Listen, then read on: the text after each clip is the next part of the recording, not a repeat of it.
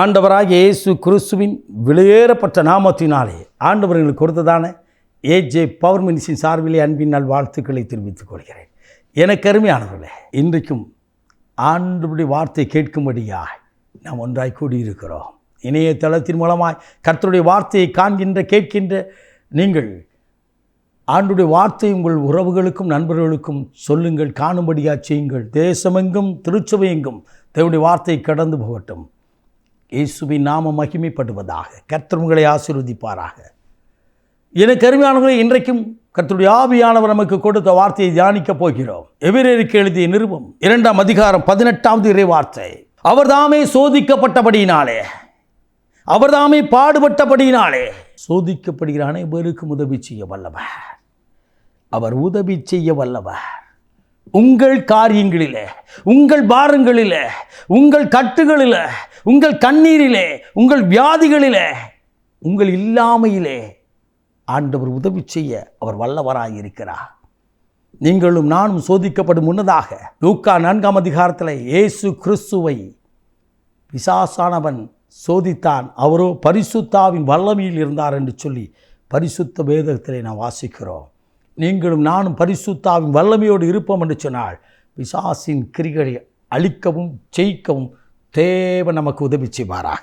ஹல்லேலூயா, ஹல்லேலூயா. சிங்க குகைக்குள்ளாய் தானியேல் தப்புவிக்கப்பட்டார். சிறைச்சாலைக்குள்ளாய் யோசேப்பு தப்புவிக்கப்பட்டார். உங்களையும் என்னையும் தப்புவித்து உயர்த்தி ஆசீர்வதிப்பாராக. ஹல்லேலூயா, ஹல்லேலூயா. எனக்கு அருமையானவர்களே, அவர் உதவி செய்யும்படியாய் நீங்களும் நானும் அவர் கரத்தை எதிர்நோக்கி இருங்கள். மருந்து உங்களுக்கு செயல்படாமல் இருக்கலாம். ஒருவேளை வியாதி நிமித்தம் கண்ணீரோடு பாரத்தோடு நீங்கள் கதறிக்கொண்டிருக்கலாம். மனிதர்கள் ஒருவேளை கைவிடலாம். கலங்காதிருங்கள். இயேசு உயிரோடு இருக்கிறார். இயேசு கிறிஸ்து உயிரோடு இருக்கிறார். எனக்கு அருமையானவர்களே, எனது அருமையான ஒரு நண்பர் உண்டு.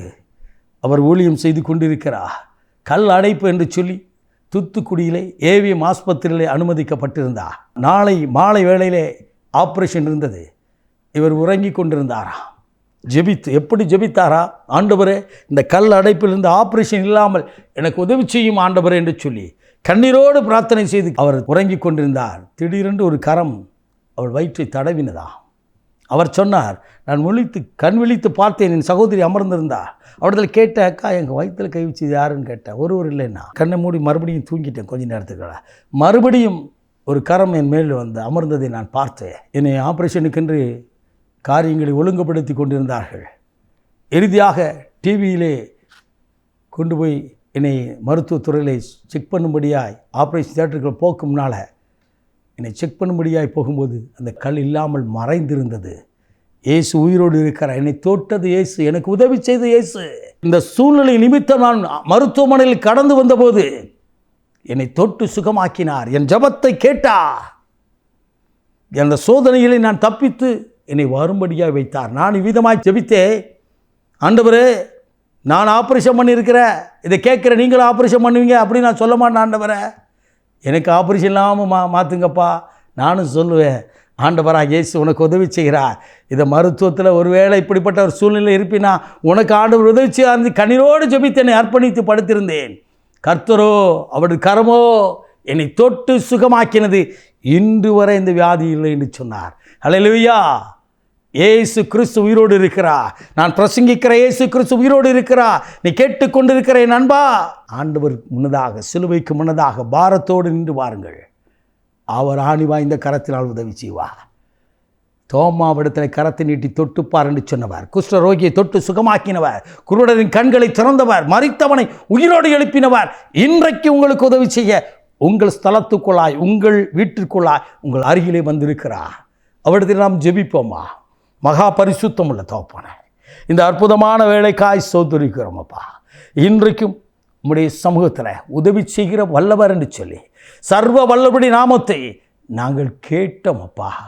உம்முடைய கரம் ஒவ்வொருவருக்கும் நீட்டப்படட்டும். இது விசுவாசித்து கண்டு தகப்பனை கேட்டுக்கொடுக்க ஒவ்வொருவருக்குள்ளாய் இருக்கிற கண்ணீர் மாறட்டும், வனாந்தரம் மாறட்டும். விசேஷமாய் அடைக்கப்பட்ட கர்ப்பவாசங்கள் இயேசுவின் நாமத்தில் திறக்கப்படுவதாக. மரணத்துக்கு ஏதுவான வியாதிகள் மறைந்து போவதாக. கட்டிகள் இயேசுவின் நாமத்தில் மறைவதாக. இரட்சகர் இயேசுவின் நாமத்தில் அற்புதம் நடக்கட்டும். இந்த உதவியை செய்து அவள் மறுபடியும் ஆண்டவரே அவள் எழும்பி பிரகாசிக்க கிருபைதார்.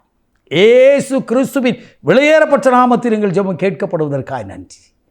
இயேசுவின் மூலம் பிதாவே, ஆமென், ஆமென். God bless you.